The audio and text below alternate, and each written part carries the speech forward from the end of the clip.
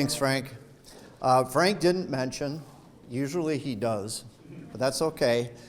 So I am a 1990 graduate of Tartan High School. I graduated with Frank's son, Chris.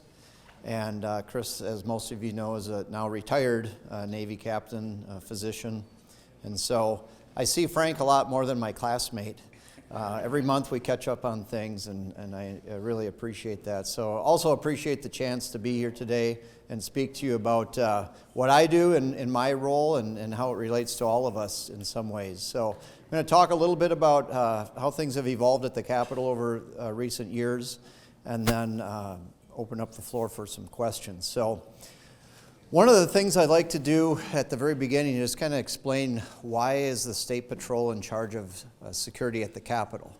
So I don't know if we have any lawyers in the group or people who like to dig into this stuff, but basically the statute that creates the Minnesota State Patrol or addresses the State Patrol talks about our primary mission, which we all know is traffic safety, traffic enforcement, crash investigation. But then there's another part that says the State Patrol is also responsible for safety and security and law enforcement services on the state capitol complex and its buildings, along with the governor, the governor's family, and the state legislature and judicial branch on the complex. So that's why the State Patrol handles the state capitol complex. I've been there for just over 10 years. I assumed command of the Capitol Security Division back in 2014. And so this is my 11th legislative session. Prior to this role, I didn't pay a lot of attention to what went on at the legislature. You kind of heard about things on the news.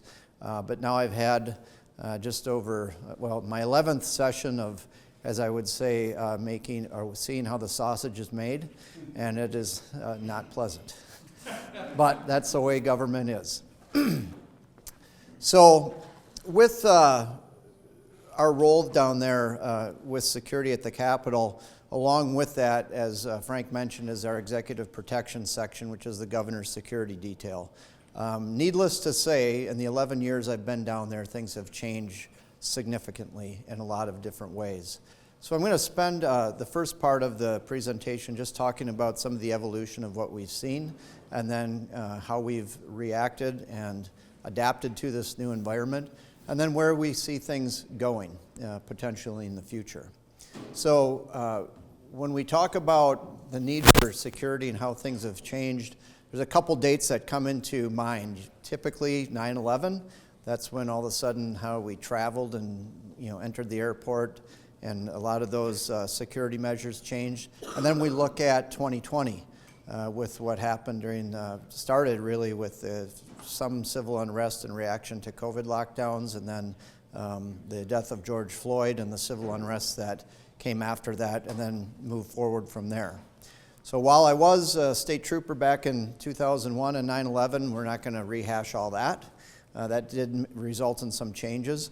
But as I mentioned, a lot of people look at 2020 as really when things changed for us.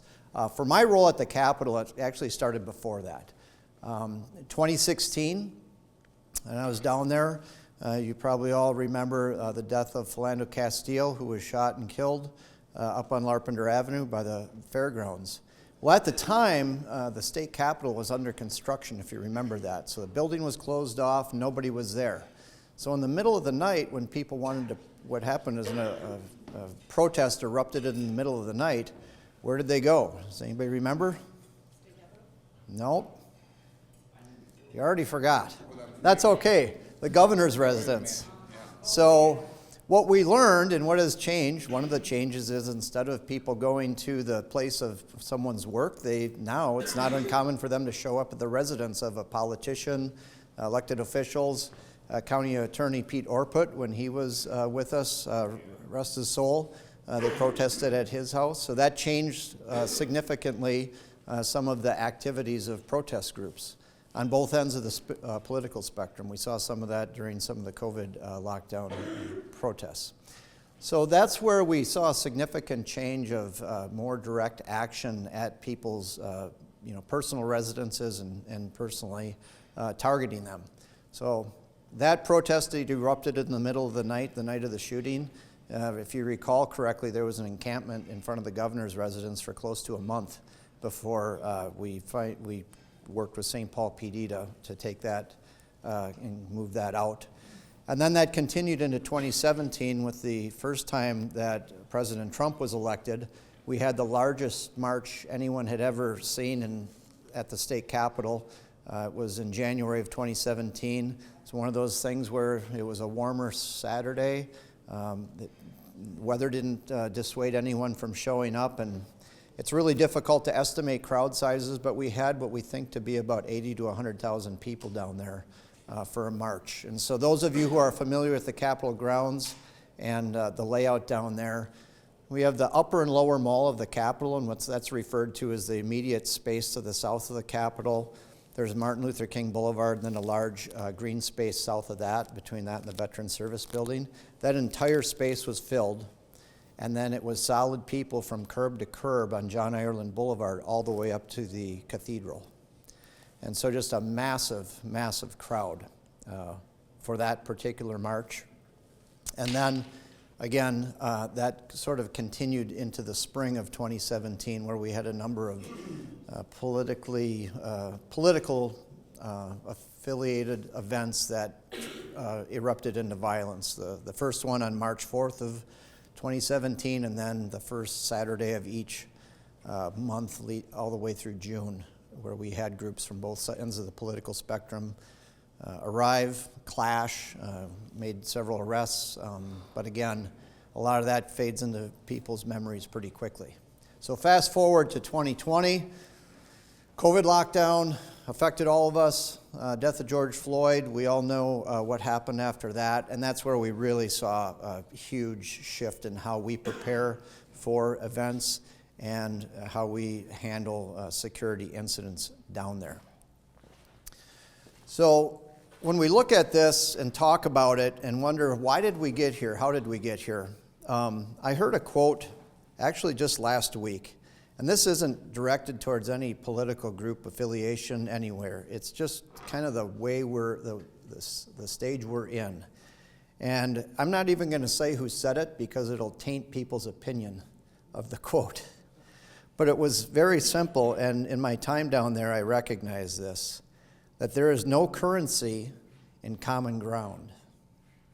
The profit is in the division. And from being there for over 10 years and now 11 legislative sessions, when everybody's getting along and agrees on things, it really doesn't attract much attention. It doesn't develop a lot of energy. But when we can divide and polarize and think the sky's falling over every issue that occurs, that gets people fired up. That's when people show up, donate money, get involved in issues. So when I heard that, I thought, I got to write that down because I'm going to say it next week at the chamber meeting, because that's where I really see a lot of our issues. And the people that we deal with that potentially create security concerns for us, that threaten legislators and whatnot, other elected officials, they get fired up about these hot button topics, whatever it may be, and they get fixated on it. They go into these echo chambers of 24-hour news, internet chat rooms, whatever it may be, where it stokes and stokes and stokes their emotions to where they act out. Mostly it's sending emails, leaving nasty voicemails to legislators or other folks along those lines. But as we all know, you don't know which one of those hundreds or thousands of people that say things but never do them are going to actually take action.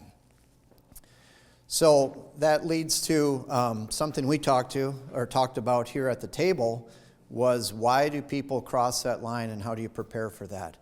Well, I would share with you that from a threat management, risk management, we prepare for everything from large-scale protests down at the Capitol to, those can create problems and potentially be targets for persons who want to wreak havoc, but also the quote-unquote lone wolf, or the single individual who would like to induce harm.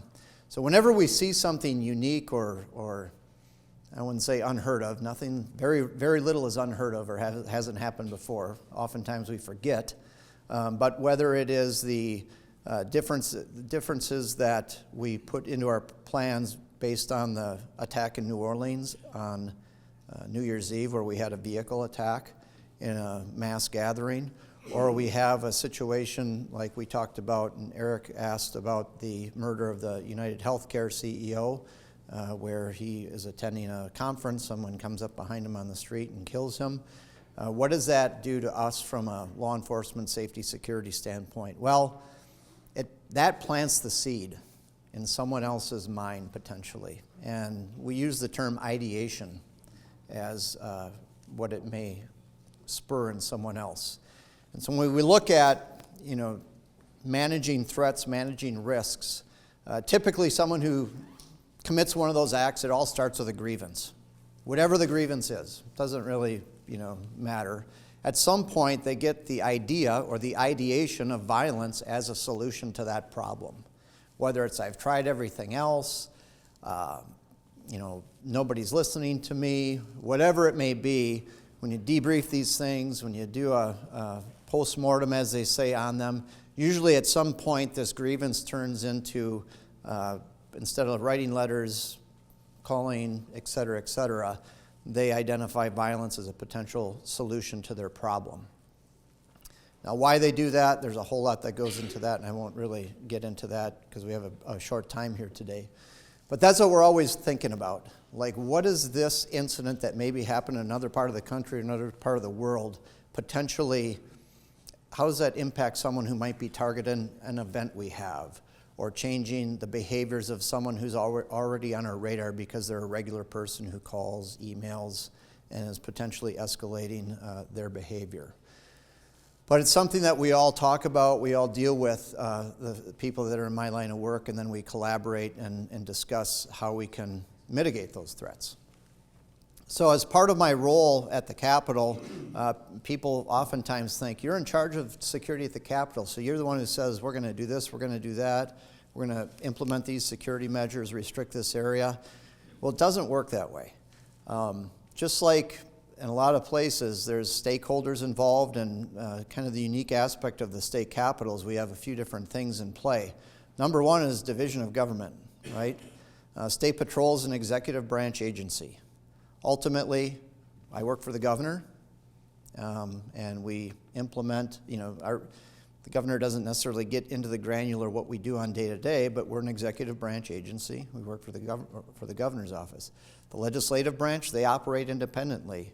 Judicial branch, they operate independently to a certain extent. I don't go in there and say, you're going to lock this door, we're going to put in a security camera here, we're not going to allow people to go in these areas anymore. It doesn't work that way. I can make suggestions, I can help provide information that those tenants, we call them, or other branches of government can make decisions, but it's a collaborative effort. The other element of it is the Department of Administration, which is a large state agency. They're kind of like the landlord. They own all the buildings, they operate all the buildings. They're the ones who, remove the snow, empty the garbage, fix things. We have to work with them too. So in a lot of ways, my role is kind of like, in some ways, being a police chief of a medium-sized city, running a large security company, a private security company where I work with the tenants and the landlord to implement measures, but we do not operate unilaterally, absent an emergency or something along those lines. Obviously, if there's something really bad happening, we do what we have to do. But from a standpoint of risk management, designing physical infrastructure changes, security improvements, everybody's at the table because the agency usually has to pay for it. The Department of Administration usually has to do the project, and then we got to work in it afterwards. And so we have to all collaborate. And just like anything, the more people you have involved, sometimes it gets a little complicated. So that's kind of how things work down there, what we do, how we do it. And I'll share with you what the mission of the Capitol Security Division is, because this is what we use to guide our actions and our principles, and it's pretty simple. Our mission is to provide safety and security for all activities that occur in the Capitol complex through service, assistance, education, and enforcement. So we, even though we're an executive branch agency, I feel like we are very much nonpartisan. We do not involve ourselves in the politics of things. I really don't even give a lot of opinions on what I think we should do regarding security measures. What I do is I provide information. I identify risks, I identify consequences of potential actions, I identify vulnerabilities, and then I ask the person whose space it is or that tenant to say, okay, if we don't implement this security measure, this is what it leaves you vulnerable to. Are you comfortable with that? And if they are, we leave it at that level. If they say, no, I'm not comfortable with that level of risk, it's all basic risk management, then we say, okay, where is your risk tolerance? And then let's design whether it's a plan for an event or if we're doing a project to increase security, let's modify that to meet your risk tolerance. I don't go around and tell people, you should do this, you should do that, this is a good idea, that's a bad idea. I just provide information. Try to stay out of the telling people what to do business, because you know how that goes. I'd rather have them make an educated decision about what sort of risks they're willing to tolerate, and then we design security measures, et cetera, to meet their expectations. That being said, there's always, the element that we can't control. And, when it comes to security or anything, we talk about being prepared, or when we deal with the incidents, it usually involves three things, the outcome: skill or knowledge, experience, and luck. And depending on the situation, the proportion of those to each other can vary greatly. Sometimes we can have the best plan, we've got the most experienced people, we got everything just as we think it needs to be, and some variable that either we didn't anticipate, hadn't occurred before, or just bad luck occurs and things don't go well. Other times we're maybe not as prepared, we didn't know something was happening, we think we're in a great risk, and by the grace of God or whatever, the bad thing doesn't happen, and we go, whew, glad that didn't go bad, because it would have been really bad. So there's that element of it that we always have to deal with, and that's not very well received at times, that I would say the luck, happenstance, whatever you want to call it, because when we look at incidents that have occurred, good, bad, and otherwise, there is that variable of the luck or the uncontrollable that comes into the equation that's very difficult to explain after the fact. So one of the other challenges that we deal with in the political environment of providing security and safety is really what it comes down to, in my opinion, is timing. If we have an event, if we have a disruption, if we have an issue that's occurring, there's a time to step in and take action. If you do it a second too early, what happens? You overreacted. You're overstepping your bounds. If you do it too late, then it's you were negligent. You didn't do your job. How did you ever let this happen? So we're always posed with the challenge of threading that needle, of trying to step in when everyone agrees it's the right time. And the reality of it is it's very subjective, and likely we're not going to have agreement on that. But that's what we try to do. And whether it's a disruption in the legislative, we've had issues in legislative committee hearings. There's some that just happened recently in the last couple of months.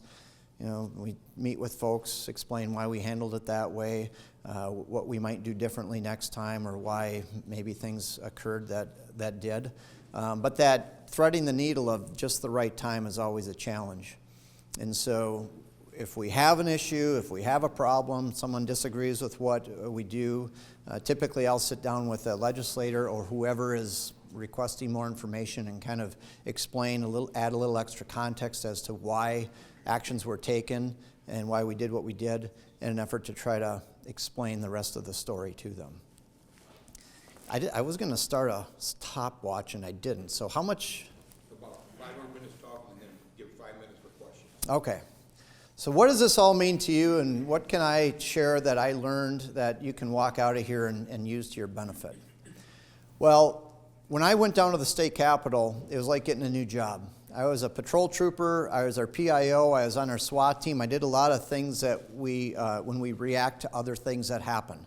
Typically, despite law enforcement wanting to be proactive and prevent things as much as possible, most of our business is reactive. People call us when a bad thing happens, they expect us to come in and fix it. When you change over into a more of a security-minded role, our whole goal is to not let things happen. And it can be kind of difficult to explain, but I tell our troopers, because troopers come down there to work that come off the road, our security officers, I say, if we do our jobs really good, it's going to be super boring around here. And that's a good thing. But it's not the most exciting thing, and it's sometimes difficult to stay engaged. So at any rate, what we try to do is look at it from a standpoint of how do we stay diligent, how do we stay proactive, and it really comes down to discipline, it comes to maintaining relationships, it comes down to devising strategies to know what's going on, share that information with those it impacts, and make sure they have the information to take action when they need to. And so, whether it's at your home, your businesses, etc., it's really about a couple key things. Number one is situational awareness. It's knowing what's going on, identifying anomalies or things that are not consistent with expectations, whether it's behaviors, actions, activities, etc., sharing that information with those it might impact, and then those who it may impact knowing what to do if that thing is really a threat. So again, it comes down to paying attention. How do I know what's happening? I think one of the things that's challenging for all of us is we don't have the same relationships. We don't establish the same connections with our neighbors the way we used to. Now this group, it actually creates those connections. So you have greater awareness of what's going on. That's why you get an update from the county, update from the city. Hey, here's what's going on. Here's what's new. I know it's related to business and whatnot, but it's all the same. You want to have situational awareness of your surroundings. When someone new moves into a neighborhood, typically everyone used to get to know that person pretty darn quick. Now people move in, or I talk to people and they're like, I don't even know who lives next door to me. I have no idea who lives across the street. Well, if there's something going on that's potentially harmful and you don't know them, you're less likely to say something, do something, etc. So it's, again, establishing relationships, information sharing. And then once we know what's going on, we have a way to share information, we need to know what do we do about it. And I know that, from a safety and security standpoint, a lot of this stuff gets pretty boring because it's been drummed into your head for years and years and years. But when we have security incidents, safety incidents down at the state capitol or anywhere else, and we debrief them, and I won't go into detail about any specific one, it's usually basic security protocols, basic security measures, basic security reporting that doesn't happen, and that leads to, whether it's a nuisance crime like a vehicle break-in or something like that, or damage to property, when we look at how could we prevent this, it's usually the basic stuff. Paying attention to what's going on. Who do I call if I see something that's unusual or suspicious? Having a good relationship with the people that might affect, so I feel comfortable making that call. Again, it's not super complicated. I hate to say it. There's no secret sauce. It's just establishing relationships, knowing what is normal and abnormal in your environment, and what to do if you see something unusual happening. Questions? All right. So really quick, questions. Yes? What can be done to encourage people? And then how much of an issue, like the Deuce gang that hangs around on University and in the light rail and stuff, they're not going to rat on anybody that's suspicious. Right. Probably the people riding are terrified to rat on them. So what can we do? So the question is, what can we do? And I don't mean to be repetitive, but it is, number one, in your community, in your environments, in your business environments, knowing your neighbors, knowing who to contact, so you can, if you see something unusual going on, saying, hey, I noticed this person around here. Is that somebody you know? Is that someone who's familiar to you? And they're like, oh yeah, that's my brother-in-law who's here from out of town. Or, I don't know what you're talking about. If there's a car in my driveway at whatever time, I have no knowledge of that. Well, now we can do something about it. If we don't have that relationship, we see whatever going on, you go, well, people have a tendency to rationalize. Well, I'm sure it's nothing. Oh, I'm sure they have guests from out of town. Oh, I'm sure they, whatever. But from a law enforcement standpoint, we want people to report things. It's not always fun, comfortable. You're not sure if anything's going to be done about it. But, whatever our response is, or if we're going to go address a problem, we got to know about it in the first place. And from my 30 years of doing this job, especially when I was out as a local police officer, usually people don't call the first time. They see something one time, 2 times, 3 times, and they finally call. The quicker we can know about a problem and engage with it, the more effective we can handle it. Other question? Yes, sir. So, background type of stuff that happens behind the scenes. Yeah. On a local, either state patrol or local city police and stuff like that. How much checking on people or following people or tracking, like are you guys listening to our phones like the federal? No, I'd worry much more about, well, I don't want to say, the companies that produce the phones than the government. Yeah. We coordinate with the city of St. Paul on just about every large event down there because where the Capitol complex ends and the city responsibility begins is just a line in the street. And so whenever we have a large-scale event, we contact them. We coordinate on at least having a backup plan if we need some assistance from them or Ramsey County as well. But as far as tracking individuals, we don't really get into that business. The Capitol is, like Stan said, it's the people's house. There's an expectation that you should be able to go in there, meet with your legislator, say what you want, express your First Amendment rights. And so we also want to respect that as well. But again, just like I mentioned with when to intervene, that line of when it's okay and when that line is crossed is very subjective. It's going to be up to different people. So if there's people concerned, FBI works with you guys, if they've got a concern about a local citizen, they notify you and... Yeah. And as you know, whenever we see, let's just use an active shooter incident that makes national news, they'll dig into, like, did anyone ever tip anyone off? Has anybody looked into this person? Was there any indication they were going to, do this? And oftentimes, it's not uncommon that they find, well, they posted something on social media or they posted a video the day before. The volume of data that we're talking about to pick the needle out of the haystack, I wouldn't even say needle out of a haystack, needle out of the hay barn is incredibly difficult. We get a lot of information about things that go on, about people, etc. The person who makes a lot of noise and the person who takes action, there's a lot of noisemakers out there. And this is a topic for a different discussion, but if you look at the worst active shooter incident in U.S. history, what is it? Vegas, right? There was zero indication, and there is still no information as far as his motive other than wanting to kill a bunch of people. Gave no indication to even his girlfriend. They took her into custody, interrogated the heck out of her. Been to 3 briefings on this, one from Vegas Metro, one from the FBI, and one from Vegas Emergency Management. What are we, 8 years later? No idea why he decided to do that. So, and I'm not saying that to give law enforcement a free pass. I'm just saying there are so many people out there that say a lot of things, and then some of the worst ones, and the worst one ever, didn't give a clue to anybody. And still, this much later, nobody's really sure why he decided to do that day. Wouldn't that come back to more of that local, I bet you somebody that knew him might have had some kind of idea. No. No, not at all. No. They talk to everybody. They talk to everybody. Wow.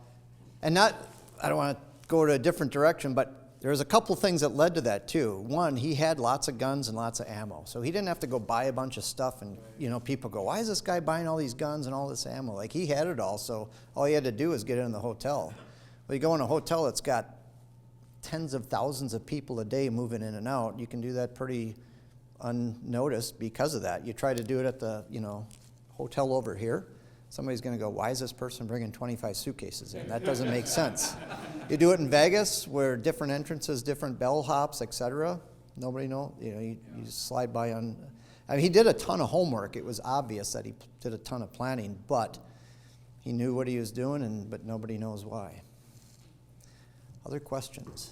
Yes? I was just going to say thank you for all you do, but as well as the wives and the kids, Yeah. all the law enforcement, because they have a sacrifice as well, I think, that you give knowledge. But it might be a weird question, being in security. Can you just go to a concert and relax and enjoy the concert? Or are you checking out security and what if this goes down? Can you relax in life doing what you Well, that's subjective. My family may think otherwise, but I think I do. And I mean, honest to God, like, you got to live.